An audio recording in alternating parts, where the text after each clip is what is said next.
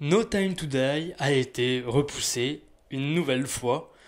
Ça fait vraiment un gros pincement au cœur, ça fait vraiment très très mal et ça me fait chier. Et je pense que je suis pas le seul, hein, je vais me plaindre, mais je suis pas le seul à qui ça fait chier. Je pense que tous les fans de James Bond sont dans le même état que moi. Je pense que tous ceux qui voulaient voir un blockbuster en cette fin d'année seront dans le même état que moi et c'est vraiment la merde.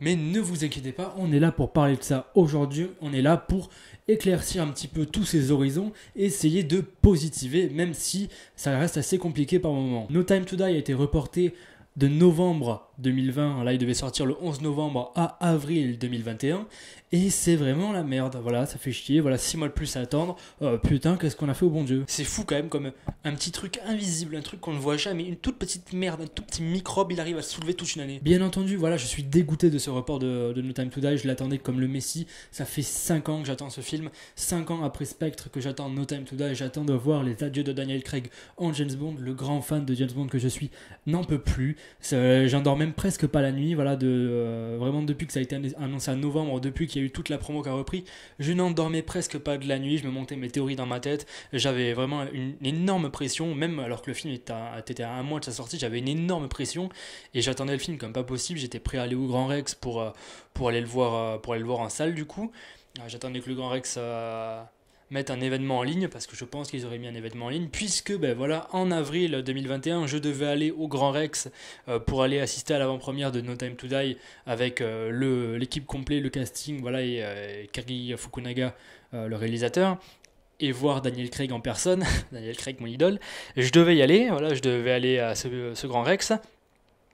Bien entendu, le confinement a pointé le bout de son nez et ça a été la catastrophada et ça m'avait vraiment cassé les couilles. Pas tout le monde, hein, ça avait cassé les couilles de tout le monde, bien entendu, mais ça m'a vraiment fait mal. Et bon voilà, j'étais prêt à aller voir du coup le film en novembre. J'avais beaucoup d'espoir, vraiment énormément d'espoir, même peut-être un petit peu trop d'espoir. J'étais naïf, je dois l'avouer. Et c'était bizarre la manière dont ça a été reporté, ça a été assez chelou et on va en parler maintenant. Mais après une nuit de réflexion, je trouve ça compréhensible. Je trouve que le report est compréhensible, bien qu'il ne soit pas forcément obligatoire. Compréhensible tout simplement parce qu'il y a une putain de pandémie, voilà, on est en pandémie mondiale, il y en a partout, voilà, il y a plein de cinémas qui n'ont pas encore ouvert leurs portes, il y en a qui sont en train de réouvrir, voilà, le marché du cinéma est pas forcément en forme, et on peut comprendre que voilà, les producteurs soient frileux, que les producteurs n'aient pas forcément envie de mettre ce film en salle, bien que bon voilà, je suis sûr que le film aurait forcément marché, même en période de Covid, je pense qu'il aurait marché, et il ne faut pas se fier aux chiffres de Tenet. Tenet a touché 2 millions d'entrées, il me semble, en France, en 3 semaines, me semble-t-il. Bon, c'est pas beaucoup. Voilà. En 3 semaines, 2 millions d'entrées pour un Nolan, c'est pas énormément, je pense. Je pense que voilà, le film de Nolan, comme je l'ai dit dans ma critique sur Tenet, n'était pas accessible à tout le monde. Ça reste un film de Christopher Nolan et c'est celui qui est le moins accessible à tous. Donc, je peux comprendre que les spectateurs n'aient pas totalement adhéré à Tenet et n'étaient pas forcément au rendez-vous. Je le conçois, donc il y avait cet aspect-là, et en plus il y a un autre aspect, c'est le Covid. Les gens qui n'avaient pas envie de sortir dehors ou même aller au cinéma à cause du Covid, et, on peut les comprendre, ça se comprend totalement. Voilà, donc déjà il y a deux grosses forces qui disent aux spectateurs de ne pas aller en salle, et on peut les comprendre, Tenet n'est pas accessible à tous, et le Covid est toujours là. Je pense que les spectateurs avaient besoin d'un blockbuster un petit peu plus simple, j'ai envie de dire. Bon, non pas que No Time to Die soit simple, je ne pense pas qu'il soit simple, je ne sais rien, j'ai pas vu le film, mais ça reste un film où on se prend peut-être un petit peu moins la tête et on réfléchit moins que devant Tenet, ça c'est sûr et certain. Je pense que les spectateurs avaient besoin de voir un film comme ça, et puis James Bond, on le sait, ça cartonne à chaque fois, même quand c'est mauvais, ça cartonne. La dernière fois que ça n'a pas cartonné, c'était pour Permis de tuer, c'était dans les années 80. Je pense que ils auraient quand même pu essayer de mettre le film, je pense que ça aurait été préférable. Je pense que vraiment le box-office aurait été bon. Pas meilleur que comme si on l'avait mis en salle normalement, mais je pense que le box-office aurait été bon. Vraiment, il y aurait eu un engouement avec ce film-là, d'autant plus que c'est les adieux de Daniel Craig, donc voilà. Mais ça reste au final compréhensible, puisque bon, déjà, voilà, il y a tout cet aspect grosse tunasse que les producteurs n'ont pas envie de perdre, et en soi, ça se comprend, ça reste James Bond, et les producteurs n'ont jamais eu le droit à l'erreur pour un James Bond. Donc voilà, d'autant plus que voilà, ça fait 6 ans que le film doit sortir maintenant. Donc autant le sortir en salle quand tout le monde sera prêt, quand tout le monde pourra le voir, d'autant plus s'il y a des révélations, des spoilers, ça aurait été vraiment mieux de mettre ce film-là en salle avec tout le monde. C'est vrai que en soi c'est préférable, voilà, de mettre ce film en avril, question d'ambiance et question de commerce aussi, donc c'était peut-être un petit peu compréhensible au final. Mais bon, la déception reste toujours là. Après voilà, je vois des gens qui ont envie de boycotter le film puisqu'il ne sortira pas, mais j'ai envie de vous dire, mais niquez-vous, tout simplement niquez-vous, ce n'est pas de la faute des producteurs s'il y a une putain de pandémie, ce n'est pas de la faute des producteurs s'il y a eu déjà plusieurs reports juste avant, ce n'est pas de leur faute, ils n'y peuvent rien, voilà, c'est 6 ans d'écart, voilà, on va égaler l'écart entre Permis de tuer et GoldenEye, un grand écart. Mais voilà, c'est James Bond, il faut s'y attendre. Hein. Toutes les productions de James Bond n'ont pas été toujours toutes belles. Beaucoup de productions ont toujours été catastrophiques, voire maudites. Voilà, comme je dis, Permis de tuer, Au service secret de Sa Majesté, on n'a vu que 2 fois. Voilà, beaucoup de productions ont été catastrophiques. Donc, No Time to Die en fera partie, mais quand on est fan de James Bond, je pense qu'il faut s'y habituer. On sait qu'il y a des petits problèmes par-ci par-là avec ces films-là. Il y a 24 films, ça ne peut pas être tout beau, tout rose. C'est la franchise la plus vieille cinématographiquement parlant. Donc voilà, compréhensible, mais pas forcément obligatoire. D'autant plus que bon voilà, c'était pas le premier report, on avait déjà eu plusieurs reports, déjà à l'annonce de Danny Boyle qui allait réaliser le film, mais qui au final est parti suite à des divergences artistiques. Il est parti, donc voilà, petit report, trouver un autre réalisateur, problème sur le tournage. Je me souviens que le réalisateur avait eu une petite polémique au cul en mode qu'il foutait rien sur le tournage et qu'il arrivait à la bourre parce qu'il jouait à Red Dead Redemption 2. Voilà, Carrie, t'as abusé. Mais bon voilà, il y a eu plusieurs reports, plusieurs petites couilles sur le tournage. Daniel Craig qui s'est pété la cheville me semble-t-il. Bon voilà, c'était un tournage un petit peu chaotique, je dirais pas maudit, je pense qu'il y a une grosse marge avant d'être un film maudit, mais oui, un tournage assez chaotique. Et puis bon, cette pandémie forcément ne va pas arranger les choses. Je peux comprendre que les fans soient frustrés que ce film mette autant de temps à arriver. En attendant, voilà, des James Bond, ça peut arriver une année après un autre film, ça peut arriver 2 ans, comme 3 ans, comme 4 ans, comme 5 ans, comme 6 ans. James Bond sera toujours là, James Bond est une saga éternelle, James Bond sera toujours là en salle et il sortira quoi qu'il arrive. Donc ça sert à rien de boycotter le projet, vous aimez James Bond autant que moi, les fans de James Bond, allez voir le film. Et puis merde quoi, c'est un film James Bond, c'est un événement quoi. Après, petite chose aussi incompréhensible, la promo, on en parle de cette promo, est-ce qu'on en parle? La promo s'est arrêtée en mars, suite à l'annonce du report de Mourir peut attendre. Normal, hein, une promo ça s'arrête quand un film est mis en stand-by. Et du coup, la promo a repris en septembre, voilà, avec une nouvelle affiche, une nouvelle bande-annonce vraiment ultra délicieuse, vraiment géniale. J'ai regardé 500 fois cette putain de bande-annonce et ça crève-cœur. Nouvelle affiche, nouvelle bande-annonce, extrait de la bande originale de Hans Zimmer, le clip de Billie Eilish, No Time to Die, des podcasts audio. Vraiment petit à petit je commençais encore plus à y croire. La promo battait son plein, on avait aussi la promo pour l'Aston Martin, on avait la promo pour les Range Rover, promo pour la montre Omega, pour un service de livraison, pour le Nokia. Vraiment on avait toutes les promos officielles de James Bond comme on a à chaque sortie de James Bond et ça faisait vraiment plaisir. La promo battait son plein, elle battait son plein énormément. Et en une journée, on a eu le droit à la promo d'un service de livraison. Et juste après, on a eu le droit à l'annonce du report du film. Donc là, il va peut-être falloir m'expliquer qu'est-ce qui s'est passé. Quand on n'est pas sûr qu'un film ne va pas sortir, on ne fait pas sa promo. Vraiment, j'y croyais. Et je suis pas le seul à y avoir cru. Même les plus réticents y ont cru. Je pense qu'on a eu un petit souci de ce côté-là. Et je me demande comment les producteurs vont faire pour relancer cette promotion-là. Comment ils vont faire pour redonner cet engouement. Ça, j'en sais rien. Je ne sais pas quels moyens ils vont utiliser, puisque toutes les pubs ont été sorties, je pense. Je ne vois pas ce qu'ils pourront faire. Un avion passe. Donc ils vont faire quoi comme promotion en avril, hein? Dites-moi parce que je suis perdu. Ils vont faire quoi? Du porte-à-porte? Ils vont distribuer des flyers? Parce que clairement, je vois pas quelles autres solutions ils peuvent utiliser. Peut-être reprendre les podcasts audio, sortir des produits dérivés encore. Une nouvelle bande-annonce. Une nouvelle affiche. Un peu chaotique cette histoire-là. En attendant, voilà, le film sortira tout de même en 2021, enfin on espère. J'espère d'ici là que la situation sanitaire se sera nettement améliorée, je l'espère vraiment. Vraiment, peut-être que je suis un petit peu naïf, hein, peut-être que je suis peut-être un petit peu trop optimiste, mais je peux y croire, vraiment, j'essaie d'y croire.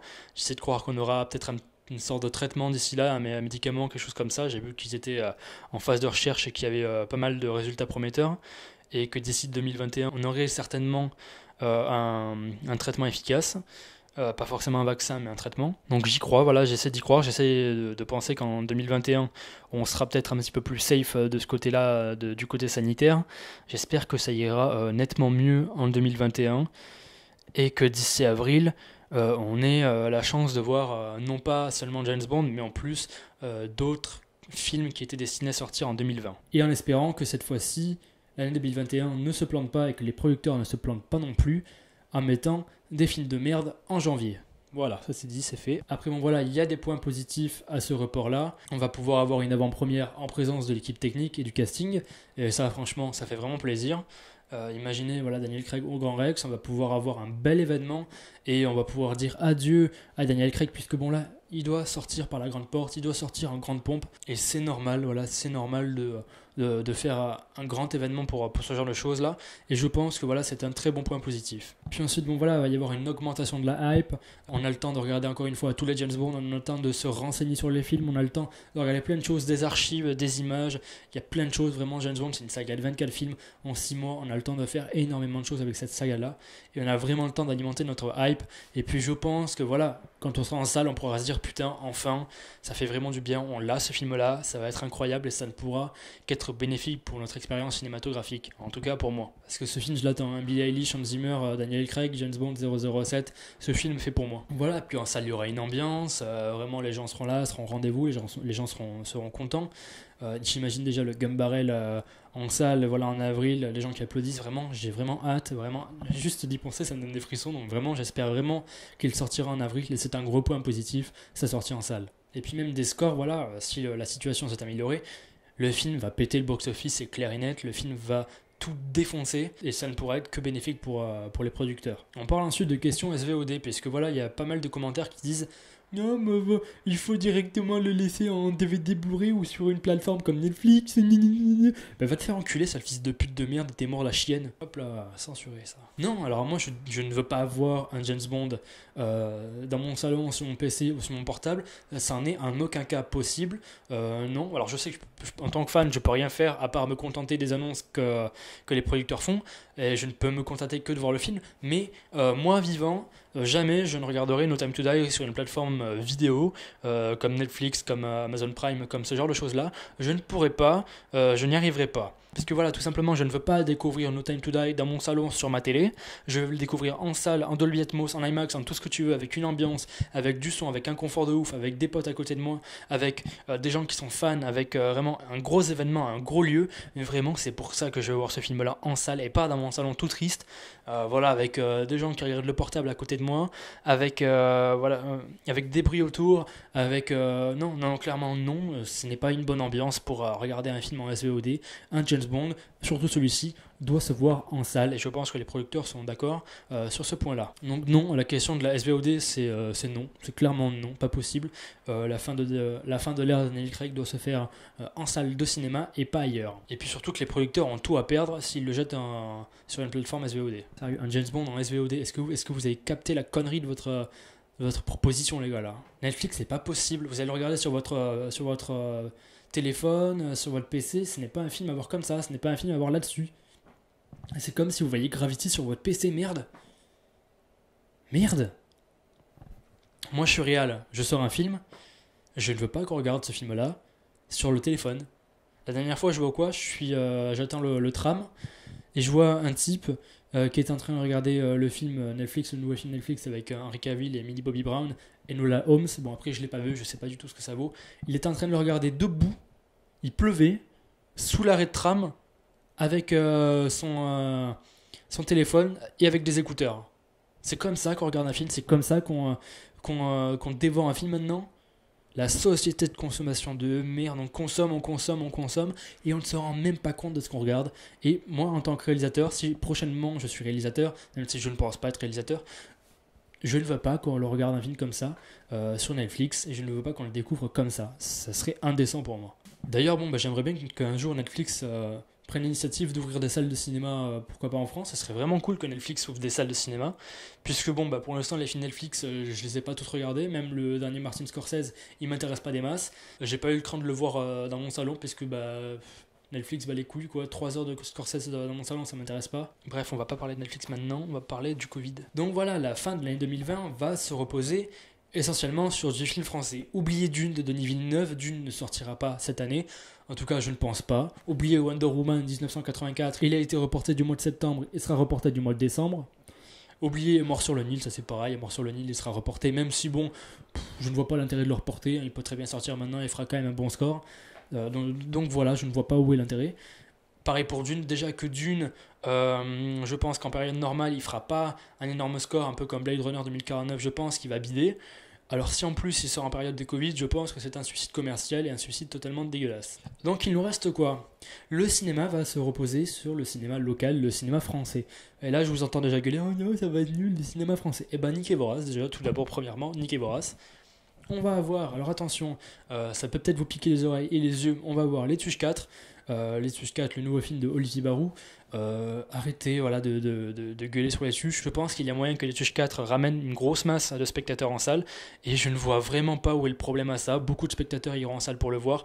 Un film de Noël, un film divertissant, une comédie familiale. Vraiment, je ne vois pas. Le film a toutes les cartes en main pour être un gros succès et il faut arrêter de gueuler là-dessus. Au moins, ça va faire remonter les salles de cinéma et ça peut être vraiment un divertissement sympa. Je dis pas que j'aime bien Les Tuches, hein, je trouve que c'est du divertissement sympa sans plus. Mais il y a moyen que ce film-là soit peut-être le sauveur de nos salles de cinéma, et moi je dirais pas non. Mais on n'a pas que ça, on a aussi Aline, le nouveau film de Valérie Lemercier, avec Valérie Lemercier, qui plus est, c'est génial. On a également Kaamelott, le film d'Alexandre Astier, s'il n'est pas reporté, mais malheureusement je pense qu'il va être reporté malgré les annonces de Astier. Je pense que Kaamelott, premier volet, va être reporté. Parce que bon, c'est un film qui a mis énormément à être fait, c'est un film qui a pas beaucoup de budget, il y a 2 suites, il faut rembourser le budget du film, il faut avoir le budget nécessaire pour faire les 2 autres suites. Je ne pense pas que le film sortira cette année, en tout cas je pense que ça serait plus bénéfique de le sortir l'année prochaine, en tout cas pour Astier, même si bon, je le prendrai bien évidemment à cœur ouvert ce film-là cette année. Et il y a aussi Comment je suis devenu un super-héros, le tout premier film de super-héros français, je ne sais pas ce que ça vaut. On a aussi La Nuée, voilà, un film de genre français. Putain, un film de genre français, est-ce que ça fait pas du bien, ça, un petit peu? Moi, ça me fait du bien. Moi, ça me fait vraiment du bien. On a aussi la nouvelle comédie de la bande à Fifi, réalisée par Tarek Boudali, 30 jours max, que je n'ai pas vu encore, mais qui est passé en festival d'avant-première première. Je suis pas allé le voir, mais d'après ce que j'ai entendu, c'est un film relativement sympathique. Puis bon, une comédie d'action, vraiment, ça reste toujours super cool à voir, d'autant plus que c'est la bande à Fifi. Donc c'est une source à peu près sûre. Je vous conseille d'aller en salle de cinéma, je vous conseille d'aller voir des films français et d'aller voir des bons films. Vraiment, n'hésitez pas à aller en salle, il y a des choses à voir en salle. Actuellement, on a Antoinette dans les Cévennes. On va voir aussi Peninsula qui va arriver. Peninsula, ma critique devrait sortir bientôt. Peninsula. Vous n'êtes pas prêts pour ma critique, hein? Ah, ça je vous le dis direct, vous n'êtes pas prêts pour ma critique. Ça va chier dans les chaumières. Faites-vous plaisir, allez en salle.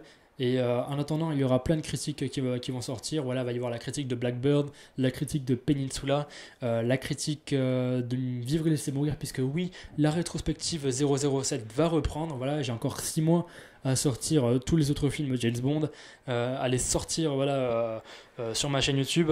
On va plus se diriger vers un contenu visuel plutôt qu'audio, puisque l'audio ça me prend plus de temps à faire et j'ai envie de sortir ces vidéos d'une manière efficace.